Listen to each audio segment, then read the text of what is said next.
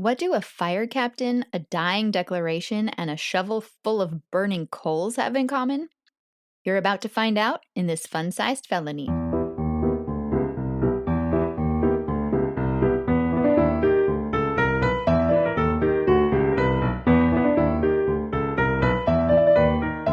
Welcome back to Forgotten Felonies. I'm Monica, and this is a fun-sized felony. Before we begin, no felony is ever fun. I call it fun-sized because the story is short, not because the crime is light or trivial. Today's story takes us back further than we've ever gone. We're going back to the spring of 1842, to the small town of East Haddam, Connecticut. As of this recording, it's June of 2026. We're talking about a case that took place 184 years and 2 months ago. At the time, East Haddam had 2,600 residents. It was an industrial mill town and an important hub for textiles and manufacturing along the Connecticut and Salmon rivers. It was still mostly rural, and the geography of the town spanned only 56.6 square miles. And honestly, today it is the same size. However, instead of 2,600 residents, today it has 9,000. When I first found this case, I wasn't actually looking for Halsey Coon at all. Honestly, something possessed me to search for the term burned to death, and I set the dates between 1840 and 1880. Well, I found a lot of really unfortunate cases because people's clothes apparently caught fire all the time, which is really heartbreaking. Like just reaching across for something and then their clothes light on fire, and it was really awful, and I'm glad that things aren't really like that anymore. But I found an intriguing theme. There was one case in 1840 where a 4-year-old child was left home alone while her mother walked to a nearby town to refill her jug of rum. The mother was seen walking along the road back toward their home, carrying that jug, and she was completely inebriated. Well, while she was gone, the 4-year-old had caught her clothes on fire somehow, and she ran out of the house. A neighbor was able to help her and get the flames out, but she had been burned very badly. There were medical people that showed up, and they were attending to the little girl when her mom showed back up, drunk as a skunk. The little girl lived for a few days, but her parents wouldn't stop drinking in the meantime. At one point, her father fell on top of her. I mean, just the thought of that, being covered in burns, and then this big adult falls on top of you. The thought of that is awful. She did eventually die after a few days, and the newspaper actually placed the blame on lawmakers who allowed the sale of liquor. Because apparently the mother had gone to the home of a justice of the peace to make that purchase. And so the newspaper really, really wanted to drive that home and kind of make people look really bad. There were several articles from the early 1840s about terrible murders or, violent crimes. And the articles kept ending by blaming rum, specifically rum. But then I found a different article. I looked deeper into it and found that there were just enough articles to create a fun-sized felony. And it has a couple twists and turns that make it very interesting, so I just couldn't pass it up. This story is about the murder of Mary L. Coon. On the evening of April 17, 1842, sometime between 9 and 10 o'clock, neighbors were summoned to the home of Halsey Coon. He showed up at their house, and he said that his wife was either dead or was about to die, and she'd been in a horrible accident. He begged them to come with him to help his wife, and so they did. Well, something terrible had certainly happened. When they arrived, they found Mary horribly burned on the floor. According to one newspaper, nearly all of her clothing had been burned away, and she was lying on the floor in agony. A physician was called immediately, but after examining her injuries, he concluded that there was no hope of saving her. In her moments of lucidity, she was asked about what had happened. At first, Mary said that, she'd fallen into the fire while she was having a fit. But after the doctor told her that she could not survive and she was probably going to die within a few hours, everything changed. Before speaking again, Mary reportedly made sure that Halsey had left the room. So I'm not sure if she looked around. I don't know the extent of her burns, like if she could even turn her head. I don't know. But she made sure he wasn't there. And that is a pretty telling sign that something's wrong. She wasn't able to speak much. And, I imagine being in that much pain, it's definitely going to be hard to talk. Um, but there is a quote attributed to her, and it's, "He did it. He did it. Cross. Ugly." So that's what she said. So she's, saying her husband did this to her. Then she was able to explain what she meant a little bit. And she said that Halsey, her husband, had beaten her until she was unconscious. She said he tied her to a chair and then he used his shovel to scoop hot coals from the fireplace and he dumped them right in her lap.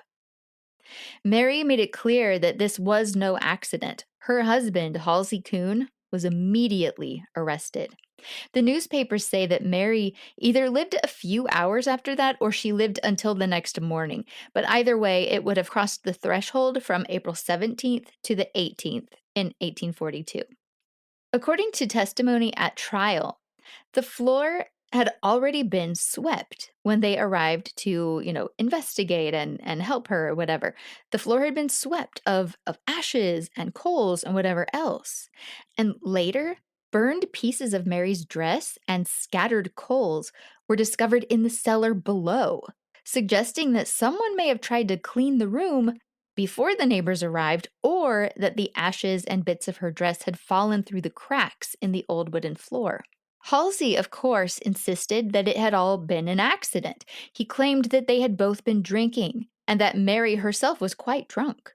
He said that they slept in separate rooms, and he claimed that she likely went to sleep with her candle still burning, and it simply had caught her on fire somehow. He said that Mary had become intoxicated, fallen asleep, and caught herself on fire. Newspapers suggested that maybe he'd found her lying on the floor in a drunken stupor, and that's when he put the coals over her body. One article said that she'd seemed drunk when the neighbors arrived and seemed to remain drunk for a few hours after that, so it took her a while to sober up. But I have a hard time imagining that, knowing that she is burned so much and in so much pain. Like, it burned the clothes off of her, which means her skin in all of those places, it was burned. I just don't know how they would be like, oh, she's drunk, because she'd be talking funny anyway. I don't know. It's my imagination. I haven't seen someone in that state. Well, the jury would ultimately have to decide which story they believed. But there was another reason the case attracted so much attention. This actually wasn't the first fire. About 14 months earlier, Halsey's previous wife had also died after being burned in the fireplace of the very same house. The newspapers said that she had been burned to a crisp. There was some suspicion upon Halsey Coon at the time, but it was ultimately decided that it must have been a tragic accident. No charges were filed, and Halsey's life went on. In fact, one newspaper noted that Halsey had recently been promoted to captain of the local fire company.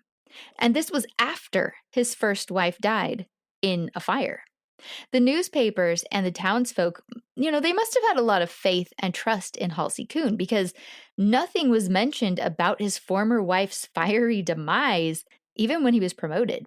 In fact, the papers didn't mention his promotion to captain at all. It wasn't mentioned until after his second wife died in a fire. This is when newspapers began asking an uncomfortable question. Had the first wife really died by accident, or had there really been two victims? Unfortunately, that's a question history cannot answer. Despite searching through newspaper archives, I couldn't even find the first wife's name. I didn't see any news articles about her death or even about the fire in the Halsey home. There was no obituary for anyone with the last name Coon, aside from a man named Christopher.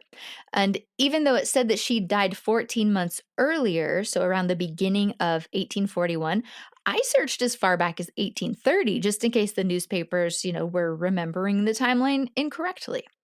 I even looked for an obituary in the state of New York rather than Connecticut. Maybe she was from there and she was sent back for burial. Then I just left it to search across the entire United States. And there was nothing. Halsey Coon's first wife simply and sadly disappears from the historical record. There are several women with the last name Coon buried in cemeteries in East Haddam, but there aren't any obituaries that match the names. And so it's pretty impossible for me to figure out which of them might have been married to Halsey Coon.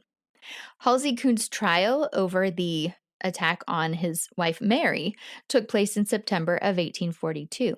The defense argued that Mary's injuries were accidental and emphasized that both Halsey and Mary had been drinking. The prosecution pointed out the evidence of the floor having been cleaned up before anyone arrived, and that they found those, coals and pieces of her dress down in the cellar right beneath where she was laying on the floor above. Newspaper coverage of the trial says that there was evidence that the two had consumed a quart of rum between them that night, and witnesses testified to really awful things that Halsey had said about his wife, one being that she was not so good as a bag of straw. Others testified that he had made threats against her in the past. It says, "Many other facts and circumstances, too numerous to detail, were proved, tending some of them to show that Coon and his wife had a quarrel." The jury seemingly deliberated for quite some time. The first poll came up with 8 for guilty and 4 for not guilty.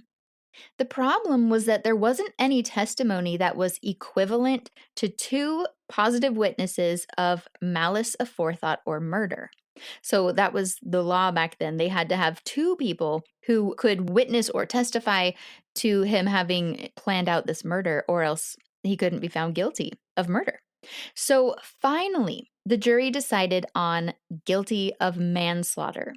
Halsey Coon was sentenced to 20 years in the state prison, and he had to pay a $500 fine. That has the spending power of about $20,000 today. One article that covered the crime ended with an interesting note in brackets. The author sarcastically wrote that apparently, "It seems to be necessary for one man to burn 2 women before he is guilty of manslaughter." He was saying that the lives of 2 women added up to the life of one man. So kind of typical for the times, but he put into, italics was 2 women before guilty of manslaughter. So the man was also in italics. So again, like I said earlier, rum was very often to blame for everything in the early 1840s. Again and again, the newspapers describe alcohol as the true villain of a story. There was one article about this case that asked at the end, "Reader, what fell demon do you suppose tempted and betrayed this most depraved and miserable man to the commission of these acts of dreadful crime? It was rum." So, was alcohol involved in the death of Mary L. Coon? Most likely. Several articles mentioned that Halsey had been drinking, and his own defense admitted that both he and Mary had consumed alcohol that evening.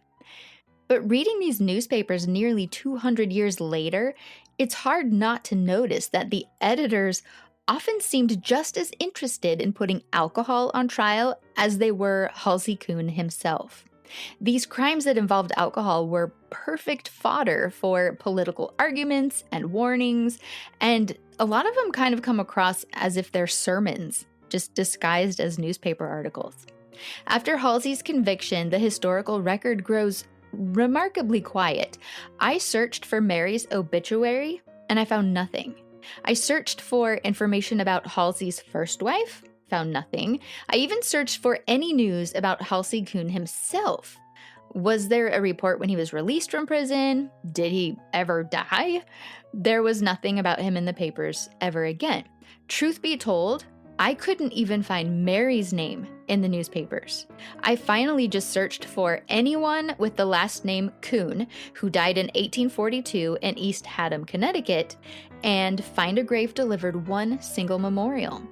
It was for Mary L. Coon, and on the headstone is carved wife of Halsey Coon. So I found her. But in the bio of Mary's memorial, it states that she had been married to Halsey Coon, and then it gives information about his death that was found by someone in some old prison records. He died in August of 1858, still a prisoner of the state of Connecticut. In the end, we are so lucky that Mary found the strength to speak despite the immense pain that she had endured that night. First, a horrific beating bad enough to render her unconscious, and then being basically lit on fire. She was incredibly strong in her final moments, and yet she was still afraid of speaking the truth if her husband was in the room. I hope that Mary rests in peace, and I hope someday we'll figure out who Halsey's first wife was, and then maybe we can give her voice back to her too.